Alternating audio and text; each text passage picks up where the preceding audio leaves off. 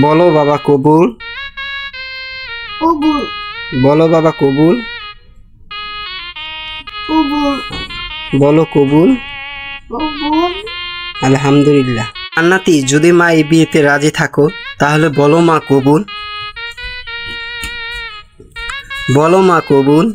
বলো মা কবুল। বলো মা কবুল। কিরা কবুল ক অত সময় লাগে দিলে কবুল কত না রে মা আমি বিয়েতে রাজি। কেন বিয়েতে রাজি না? এখন আমার বিয়ের সময় না, পড়াশোনার সময়। এখন পড়াশোনা করাবো না, পড়াশোনাকে কি করবি? আমি পড়াশোনা করে এগিয়ে যেতে চাই, আমি দেশের জন্য কিছু করতে চাই, আমি বড় কিছু করবো, নিজের পায়ে দাঁড়াতে চাই। মা তুমি কি ছুটি করেছো? বিয়ের জন্য রাজি। আমি বিয়ে হলে আমি জীবনটাকে শেষ করে দিবে। তুমি কি চাও আমার জীবনটা শেষ হয়ে যাক?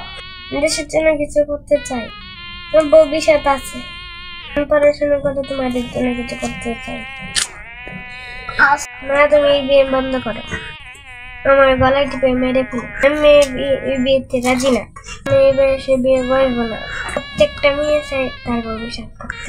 এখন আমার খেলার বয়স, এখন আমার পড়াশোনার বয়স, তাই আমি এগিয়ে যেতে চাই। ঠিক বলছো মা, আমি তো তোটা ভাবি নেই বাল্য বিবাহ বন্ধ করে। তোমার বসে তো ভাববা না ভাববা এটা আমি কি করতে নিছিলাম।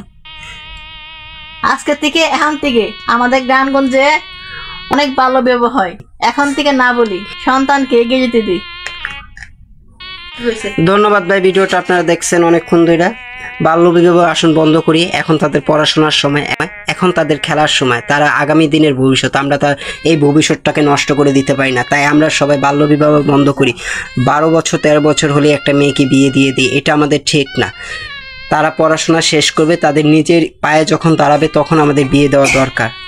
তো সবাই ভালো থাকবেন, সুস্থ থাকবেন। আল্লাহ হাফেজ।